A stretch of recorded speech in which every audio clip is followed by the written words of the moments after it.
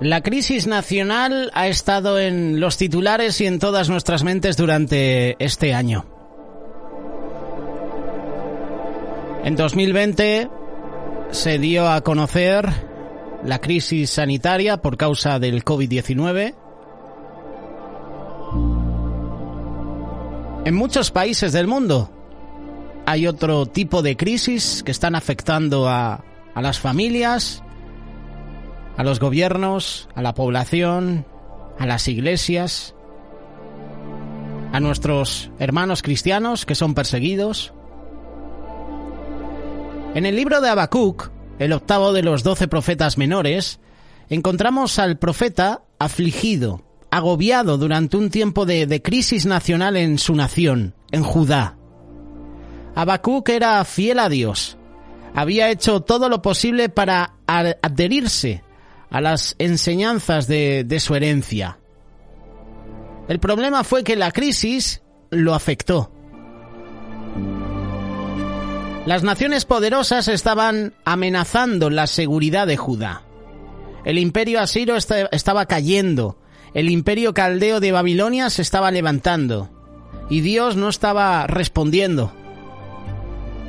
En nuestros días, muchos expresan apresión por las naciones poderosas. Aunque oímos hablar de Rusia, de China, de Irán, de Corea del Norte, en lugar de los imperios asirio o babilónico, los podemos identificar con la carga de Habacuc. El profeta tenía todas las razones para estar preocupado. La amenaza externa hacía a su nación una nación débil. El reino del norte de Israel había sido conquistado por los asirios y su pueblo había sido llevado al cautiverio más de 100 años antes. Asiria había amenazado en ese momento con llegar más al sur, es decir, a Judá. Los babilonios habían comenzado a superar a Siria como potencia mundial dominante y ahora ese imperio amenazaba a Judá. El problema no es la amenaza externa, también la amenaza interna. Esa amenaza también era real. Judá se había apartado de su herencia espiritual. La nación se había fundado sobre los preceptos de los 10 mandamientos, pero con el tiempo la gente se había apartado de Dios. Había adoptado prácticas que estaban en total conflicto con la ley. Los últimos 4 reyes de Judá fueron malvados. Hubo violencia, hubo caos en Judá, hubo caos en Jerusalén y como resultado tenía que llegar el juicio. Por eso Habacuc busca una respuesta de Dios. El profeta estaba desconcertado por la aparente inacción de Dios hacia la situación que enfrentaba su tierra. Así que Habacuc oró al Señor. En Habacuc capítulo 1, verso 2, encontramos sus palabras. «Oh Señor, ¿hasta cuándo clamaré y no me oirás? Incluso te clamo con violencia y no salvarás». Él suplicaba, «Dios, ¿no resolverás esta crisis nacional? ¿No abordarás el peligro en que está Judá? ¿No abordarás el peligro que estamos sufriendo?»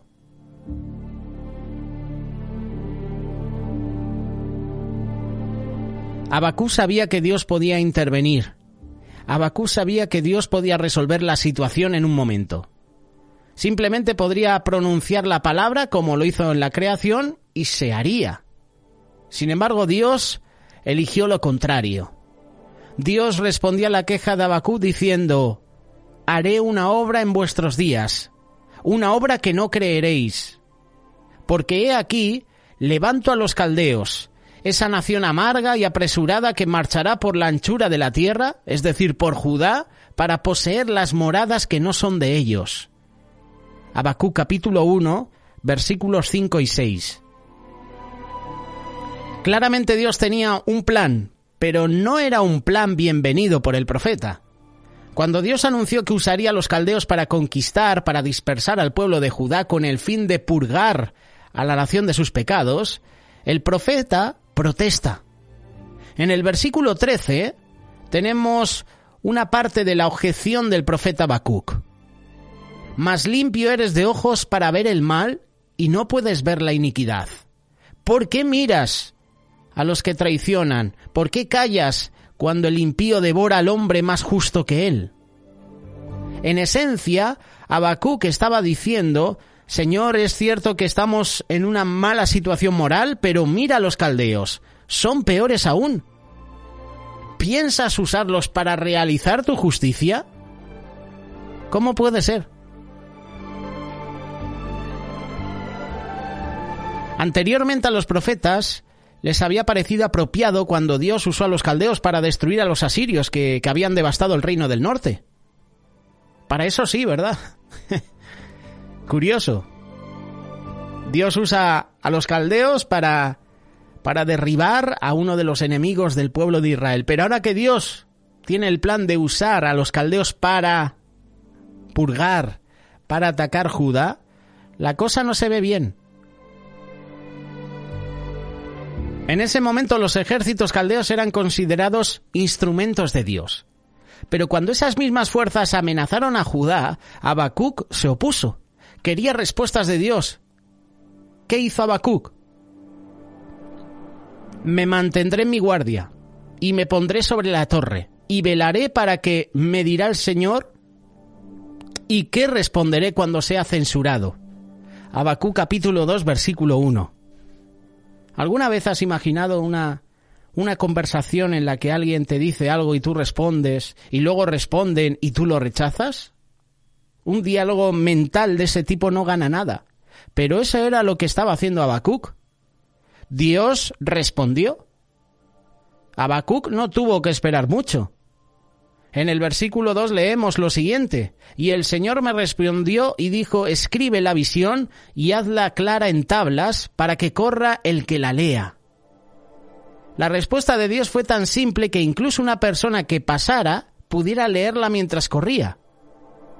La respuesta vino en forma de 5 ayes. Se describen en el capítulo 2. La primera fue: ay del que aumenta lo que no es suyo. Versículo 6. Versículo 9. Ay del que codicia. Esto era un recordatorio para Judá de que la ley de Dios dada a Moisés en las tablas de piedra incluía el mandamiento de no codiciar. Versículo 12. Ay del que edifica una ciudad con sangre y estabilice una ciudad con la iniquidad. Versículo 15. Ay del que da de beber a su prójimo, de los que fomentaban o facilitaban la embriaguez.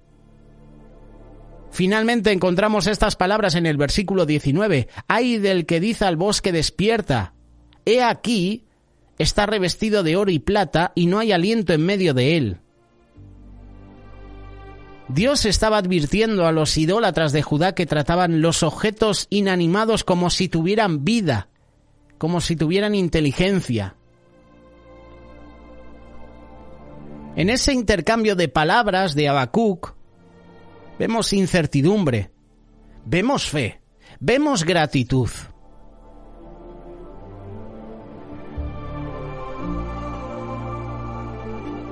Incertidumbre porque a Habacuc le preocupaba la incertidumbre que existía durante una época de crisis nacional, pero la preocupación de Dios era el comportamiento de las personas corruptas que necesitaban corrección. Habacuc buscó una respuesta de Dios contra los enemigos de Judá, pero la atención de Dios se centró en lo que estaba sucediendo en Judá. La respuesta de Dios no abordó el asunto que el profeta sintió que era urgente. En cambio, pronunció las 5 ayes. En esencia, esos ayes, mejor dicho, decían: ay de ustedes que viven como si nunca le dieran cuentas a su hacedor. La incertidumbre siempre existe. En cualquier domingo es probable que haya personas en nuestra congregación, en nuestra iglesia, en todo el mundo. Es posible que haya personas que están enfrentando incertidumbre. Pueden venir a la iglesia, pero luego cuando llegan a casa están con esa incertidumbre. ¿Qué será de mí? ¿Qué será de mi familia mañana?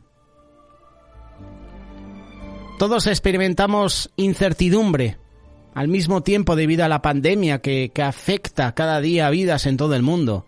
Esa incertidumbre se produjo en niveles elevados, porque algunos ya estaban atravesando desafíos que ahora, en medio de esta pandemia, pues se ven más agravados.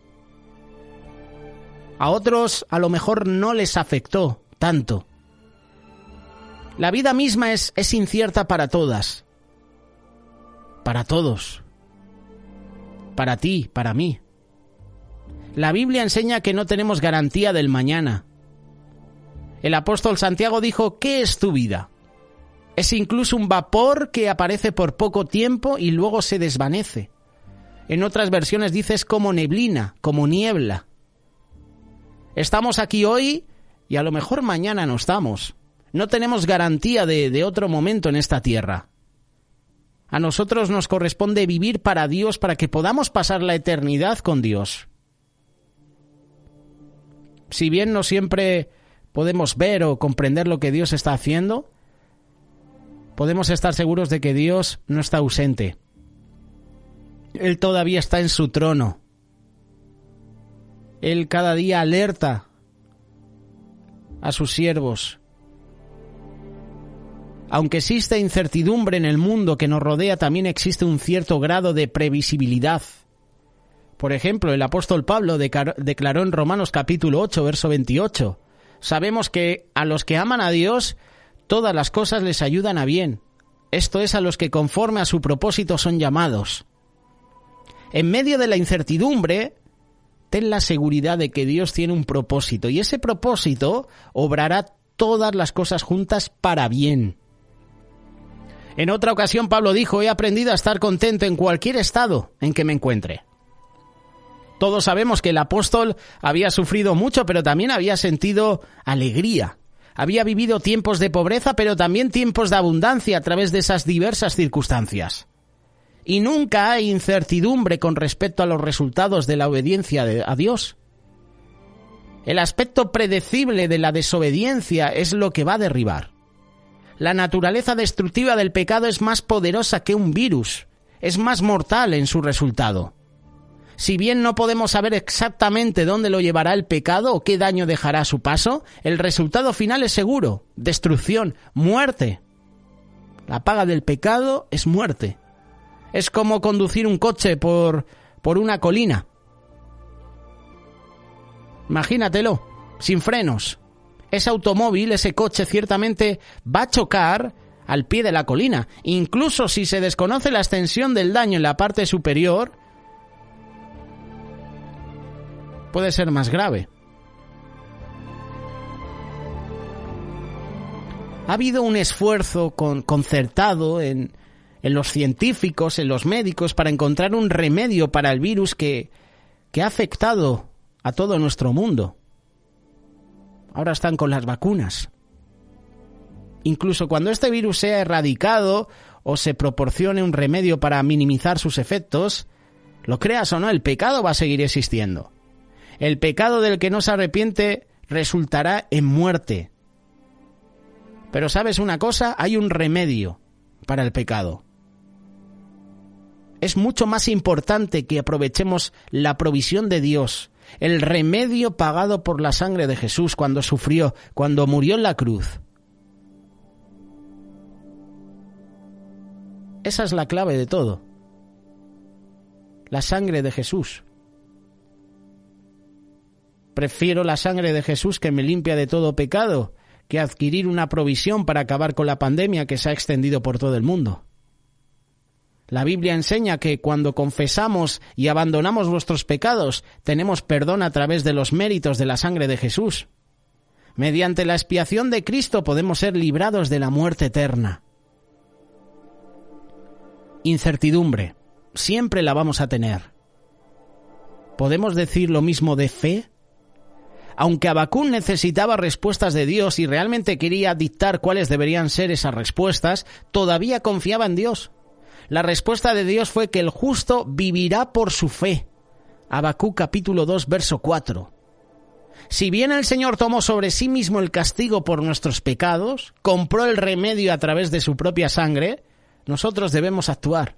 Debemos aprovechar el remedio pidiendo que se aplique a nuestro corazón por la gracia de Dios. Abrázalo. A partir de ese momento debemos aprender, como hizo el profeta, que el justo vivirá por su fe. La fe es lo que nos asegura que se puede confiar en Dios, incluso cuando no lo vemos, incluso cuando no lo vemos responder o no lo sentimos cerca. Eso es fe, y así debemos vivir. Si confiáramos en los sentimientos en lugar de la fe, la incertidumbre, la adversidad nos superarían a todos. Sin embargo, esa no es la actitud de alguien cuya fe está anclada en Dios. El justo vivirá por su fe.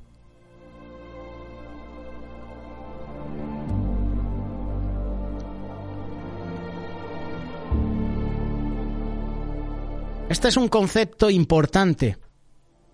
Y estas palabras se repiten 3 veces en el Nuevo Testamento. Por ejemplo, Hebreos capítulo 10, verso 38, habla de los justos que viven por fe. En el capítulo siguiente, el escritor de Hebreos pasó a nombrar a algunos que superaron grandes dificultades por la fe.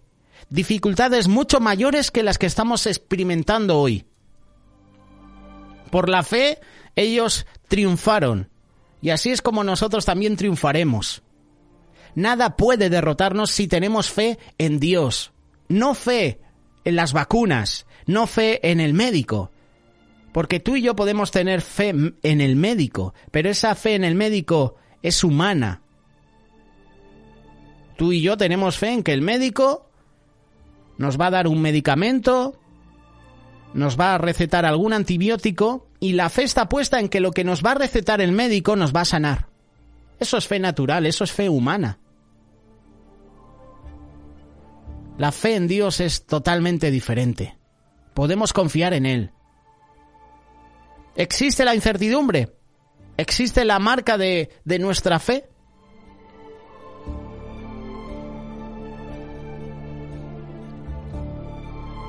Te hablo de la marca de nuestra fe porque no es cómo respondemos cuando las condiciones son favorables, sino cómo respondemos cuando las condiciones son desfavorables. Ahí es donde actúa la fe. Job es un individuo del Antiguo Testamento que poseía fe cuando todo lo que le rodeaba parecía desfavorable. Después de sufrir la repentina pérdida de su familia, posesiones materiales, preguntó, ¿recibiremos el bien de la mano de Dios y no recibiremos el mal? Esto se lo decía a su esposa, que para mí también la había perdido. Si tu esposa te dice, aún retienes tu integridad, si tu esposa te dice, maldice a Dios, muérete, ahí hay un problema. Esposa, porque lo menciona el libro de Job. Pero si tu esposo te dice también eso, ¿aún retienes tu fe, tu confianza, tu integridad en Dios? Después de lo que te está haciendo, después de que te ha quitado a tus hijos, después que te ha quitado tus posesiones, tu ganado, tus cosas materiales, después de todo eso, ¿vas a seguir siendo fiel? Eso es lo que le estaba diciendo la esposa de Job. Maldice a Dios y muérete. Por eso Job le responde así a su mujer, ¿recibiremos el bien de la mano de Dios y no recibiremos el mal? Desnudo salí del vientre de mi madre y desnudo volveré allá. El Señor dio y el Señor quitó. Job continuó con esas palabras, bendito sea el nombre del Señor. Y es probable que no nos encontremos con lo que Job encontró, de ninguna manera. Sin embargo, en toda la adversidad que se le presentó, mantuvo su confianza en Dios. Dice la palabra, en todo esto Job no pecó ni acusó a Dios neciamente. ¿Nosotros podemos hacer lo mismo? ¿Podemos actuar como Job?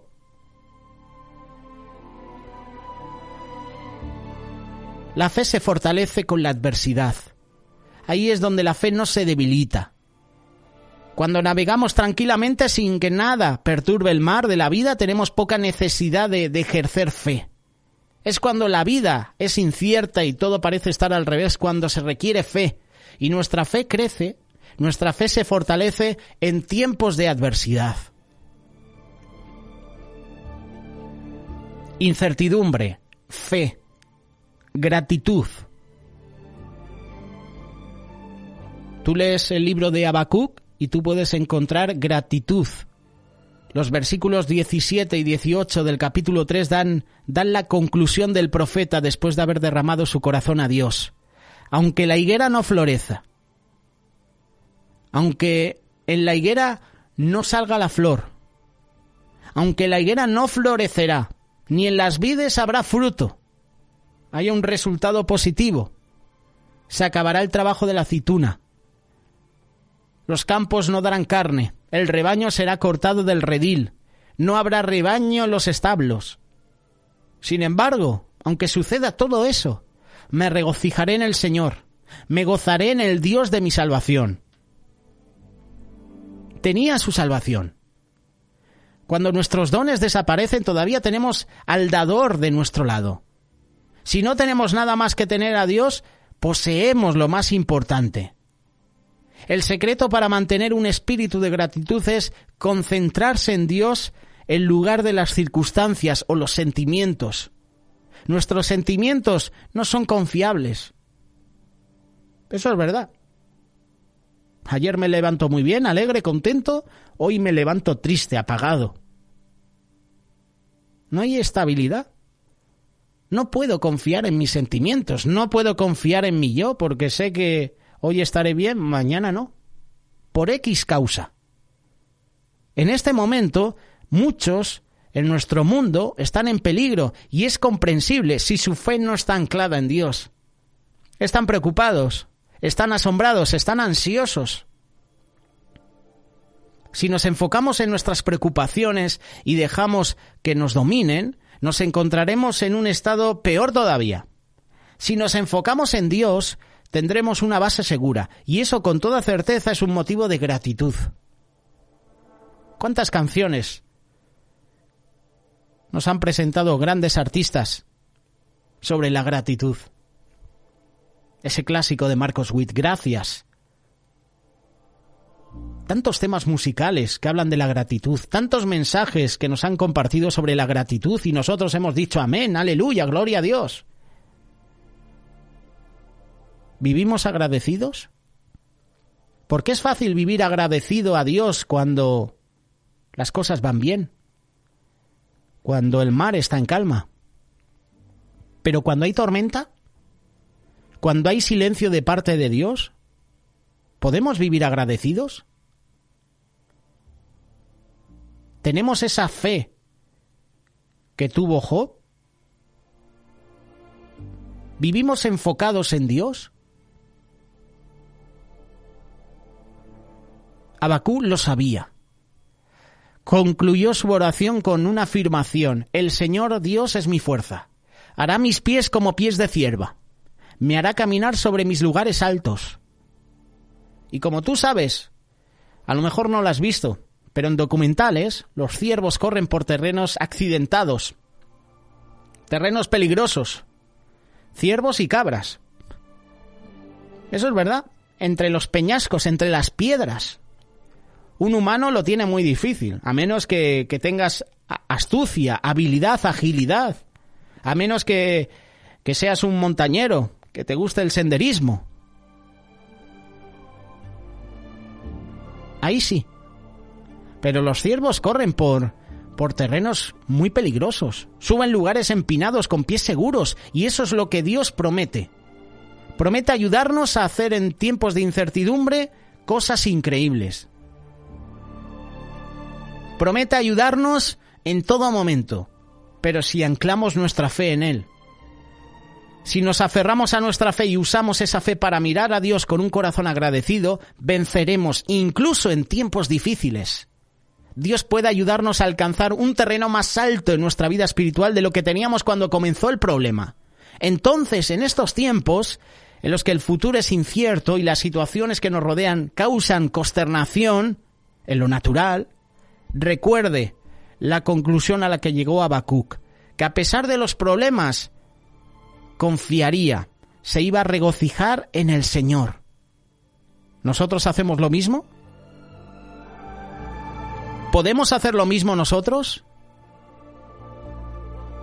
¿Podemos hacer lo mismo y prosperaremos espiritualmente? Es pregunta, pero también es afirmación. ¿Tú y yo podemos hacer esto? ¿Confiar en Dios? ¿Regocijarnos en Él? ¿Prosperaremos espiritualmente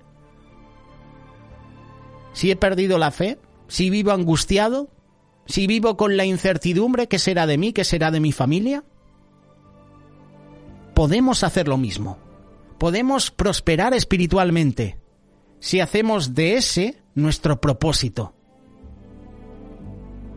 Aunque vivamos en tiempos difíciles, en tiempos peligrosos, voy a confiar, me voy a regocijar en Dios.